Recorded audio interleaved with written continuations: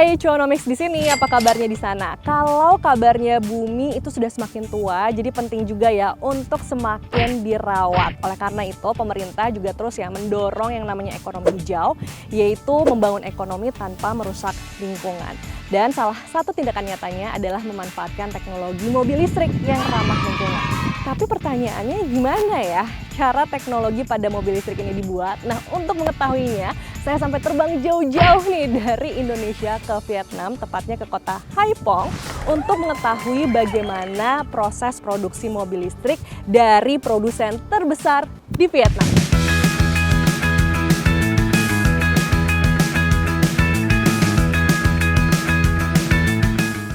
Kalau di Vietnam, siapa sih yang nggak kenal VinFast, kendaraan listrik nomor 1 di negeri Naga Biru. Proses produksinya sudah pasti melewati berbagai tahapan yang canggih dan modern. Nah, ini dia adalah pabrik VinFast yang ada di Vietnam dengan luasnya mencapai 335.000 hektar.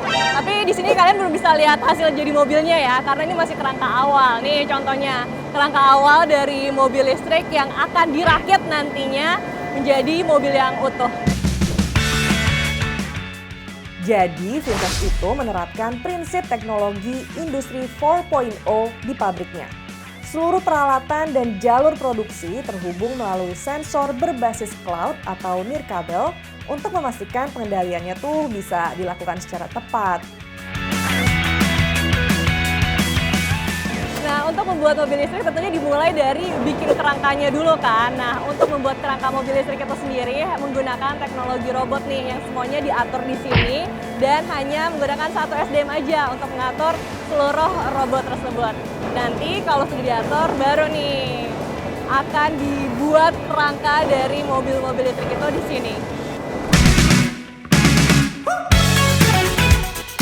Di bengkel mesin cetak ini menggunakan teknologi Schuler Jerman yang memantau proses produksi dengan mengumpulkan data teknis daring dari peralatan yang terpasang. Terus setiap menitnya mesin ini bisa mencetak 20 bagian kerangka mobil loh. Ya, kalau tadi kan kita lihat bagaimana kerangka dari mobil itu dicetak. Nah, setelah kerangkanya jadi, satu persatu kerangka tersebut akan dirakit di body shop session ini nih. Di sini tidak ada satu manusia pun yang merakit untuk kendaraan listrik ya, tapi semuanya menggunakan teknologi robot. Tuh, lihat tuh. Ya, setidaknya ada 1.200 robot ABB bekerja di bengkel bodi kendaraan. Sehingga menjadikannya sebagai fasilitas paling modern dan otomatis di Vietnam. Bahkan Asia Tenggara saat peresmiannya. Dalam sejam saja bisa ada 38 mobil yang dirakit oleh robot-robot ini. Wih, luar biasa. Selanjutnya adalah proses pengecatan mobil. Kalau untuk mengecat mobil menggunakan robot pengecatan otomatis. Selain itu juga menggunakan sistem manajemen udara cerdas yang membuat teknologi ini jadi secara signifikan bisa mengurangi konsumsi gas dan listrik selama proses pengeringan mobil yang baru dicat. Gimana? Pelan-pelan udah mulai kelihatan kan nih bentuknya, warnanya? Yes, karena di sesi ini adalah tempat di mana mobil-mobil listrik yang sudah dirakit tadi itu akhirnya diwarnai, diberikan interiornya juga, eksteriornya juga sudah mulai dirapikan. Makanya pelan-pelan udah mulai kelihatan nih bentuk-bentuknya seperti apa. Dan di sini itu tidak hanya menggunakan teknologi robot aja ya. Di sini peran manusia juga penting banget, tenaga kerja. Para pekerjanya itu juga ikut membantu check up kembali hasil dari interior maupun eksterior mobil listrik yang sudah dirakit. Secara keseluruhan, pabrik ini mengandalkan total 1.400 robot untuk memastikan proses produksi yang sangat presisi dan efisien. Sementara dalam setahun pada tahap awal itu mampu produksi 250.000 unit mobil listrik. Dan dapat ditingkatkan hingga 950.000 unit mobil listrik per tahun.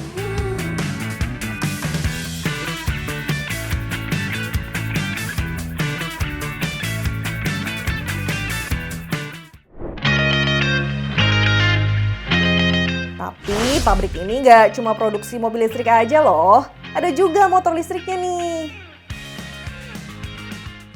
Nah, kalau yang di belakang saya ini, itu pekerjaannya lagi merakit komponen-komponen yang ada di motor listrik. Jadi memang nggak hanya menggunakan mesin aja ya dalam merakit motor listrik ini, tapi tetap membutuhkan tenaga manusia. Sampai akhirnya nanti di ujung sana akan dicek lagi nih kelengkapan untuk motor listrik itu sendiri.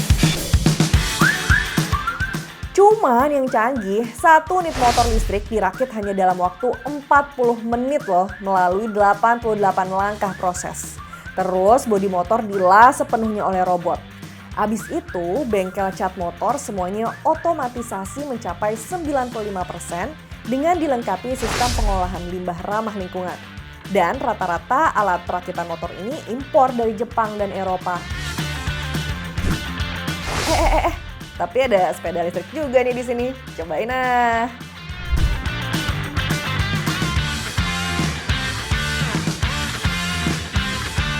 Nah, tadi udah nyobain sepeda listrik, jadi ternyata bedanya adalah emang dengan adanya listrik itu tenaga sepedanya jadi semakin bertambah. Jadi tadi aku baru goes sedikit langsung meluncur aja gitu sepedanya.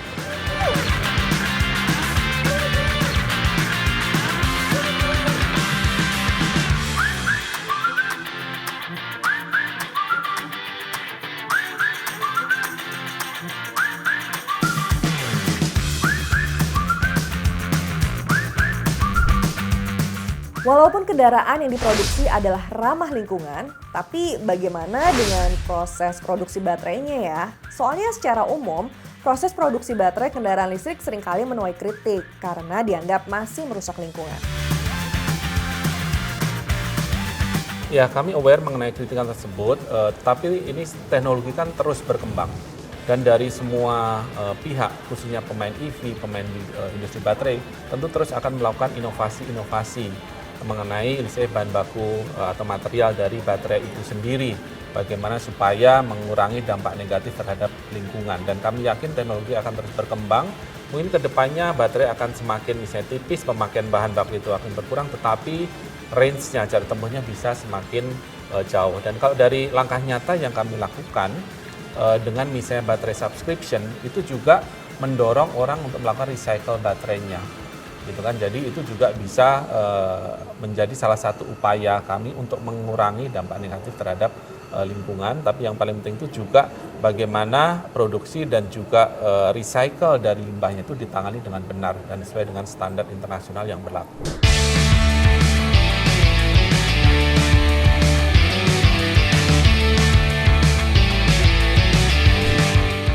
Yap, perlahan tapi pasti ya. Industri kendaraan listrik akan terus beradaptasi dengan teknologi-teknologi terbaru agar setiap proses produksinya dari awal hingga akhir semuanya ramah lingkungan. Dari tadi kan cuma liatin proses produksinya aja nih. Sekarang cobain hasil jadinya yuk. Kayak motor listrik yang satu ini nih.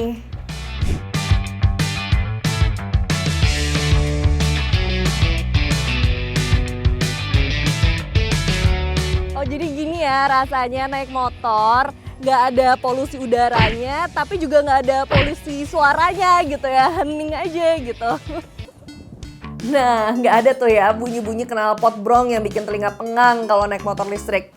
Tapi di Indonesia pun, motor listrik juga sudah semakin diminati loh, karena data dari Kementerian Perindustrian per Juli 2025 aja, populasinya sudah mencapai lebih dari 184.000 pengguna sepeda motor. Oke, tadi kita udah cobain motor listriknya dari Vinfast. Sekarang kita coba juga kayak gimana sih untuk pengalaman naik mobil listriknya.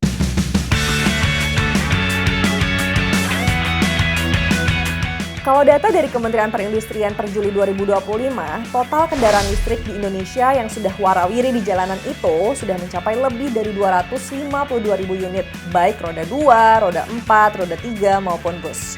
Sementara populasi mobil listriknya menyentuh angka lebih dari 67.000 unit. Ya, dengan menggunakan mobil listrik seperti ini juga jadi salah satu kontribusi kita juga sih dalam menjaga lingkungan. Karena memang kendaraan ini kan kendaraan ramah lingkungan ya, sama sekali tidak mengeluarkan polusi juga gitu saat kita berkendara. Terus satu lagi nih, enaknya pakai kendaraan listrik selain tadi kan ramah lingkungan, tapi juga ramah di kantong. Soalnya kita nggak perlu tuh ngeluarin biaya tambahan lagi buat beli bensin.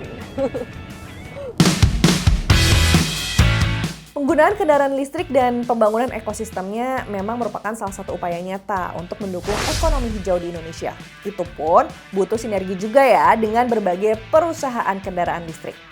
Betul, tujuan kami kalau misalnya ini mempercepat adopsi mobil listrik, itu tentu NDN akan support let's say dari government inisiatif ya.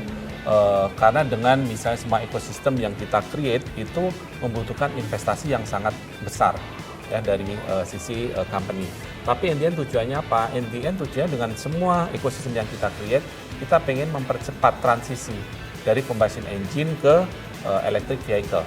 Which NDN ya akan kontribusi terhadap target pemerintah untuk ya mencapai itu tahun 2060. Jadi tak hanya sekadar ramah lingkungan karena mengurangi emisi karbon ya, tapi industri kendaraan listrik juga ikut mendorong pertumbuhan ekonomi. Karena industri kendaraan listrik mampu menciptakan lapangan kerja hingga menarik investasi. Dengan begitu, transisi menuju transportasi ramah lingkungan tidak hanya menjaga bumi, tapi juga memperkuat fondasi ekonomi nasional menuju visi net zero emission 2060.